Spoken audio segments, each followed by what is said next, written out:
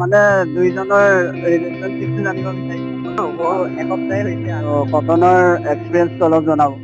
হাই friends, মই এতিয়া আছো গুৱাহাটী মহানগৰীৰ মাজমজিয়াত। বিভিন্ন জনৰ লগত বিভিন্ন ধৰণৰ মনোৰঞ্জনমূলক কথা বাৰ্তা পাতি থাকিম। ত' আপোনালোকে ভিডিঅ'টো শেষলৈকে চাই থাকিব। ধন্যবাদ। ধন্যবাদ। আপোনাৰ নামটো জনাব। আপোনাৰ জ্যোতি ইংগন দাস। Thank you. চ' এতিয়া আমাৰ সমাগত বিশ্বকৰ্মা পূজা আহি আছে নহয় জানো?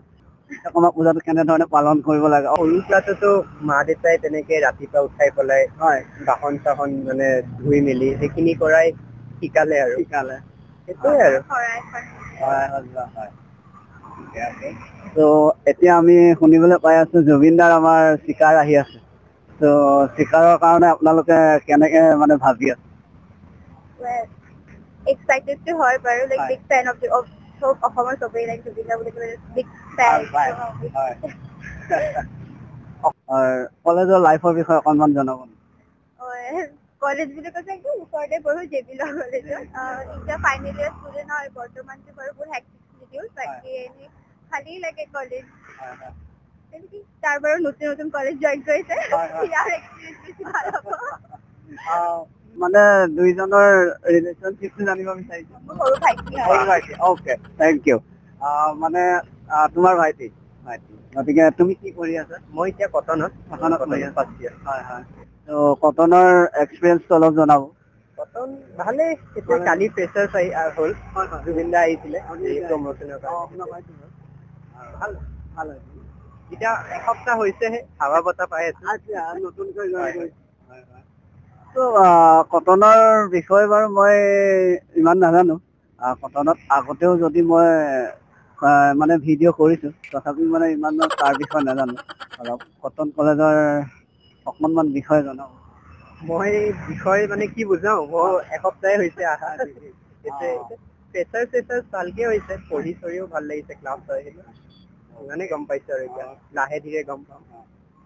Thank you. আপোনালোক দুইজনকে ধন্যবাদ থাকিল 2 মিনিট সময় দিয়াৰ কাৰণে। Thank you. Thank you. Mrinal Deka. হয়। আপোনাৰ ঘৰ? মোৰ ঘৰ মঙলদৈ। ত' আপুনি বৰ্তমান কি কৰি আছে?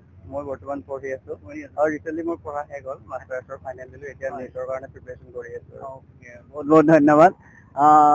আপোনাৰ পঢ়াৰ পিছতে আপোনাৰ প্ৰথম লক্ষ্যটো কিহত থাকিব?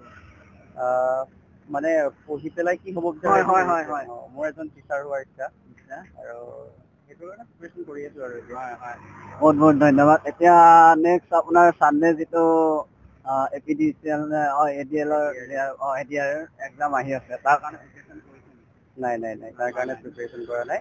অহাকালি যিটো এক্সাম আছে তাৰ কাৰণে মোৰ মানে ডিউটিহে আছে সেইটো কাৰণে মই আচ্ছা ধন্যবাদ। প্ৰথম কথা আপুনি যেতিয়া কলেজত পঢ়ি থাকোতে কলেজৰ লাইফৰ বিষয়ে অকণমান জনাব। কলেজৰ মুভমেণ্টখিনি একচুৱেলি কলেজৰ গোটেইটো মই পোৱা নাছিলো। 3 বছৰ গোটেইটো পোৱা নাছিলো। মই 1.5 বছৰ পাইছিলো। তাৰ পিছৰ যি 3টা ছেমিষ্টাৰ সেইকেইটা লকডাউনতে গুচি গৈছিল আৰু যি 3টা ছেমিষ্টাৰ পাইছিলো সেই 3টা ছেমিষ্টাৰ ধৰা লগ বন্ধু তেনেকে বাকী ভালে হৈছে আৰু অসমৰ এখন বহুত জনপ্ৰিয় যিখন চিনেমা আহি আছে চিকাৰৰ বিষয়ে শুনিছে চাগে। জুবিন দাৰ এখন চিকাৰ আহি আছে।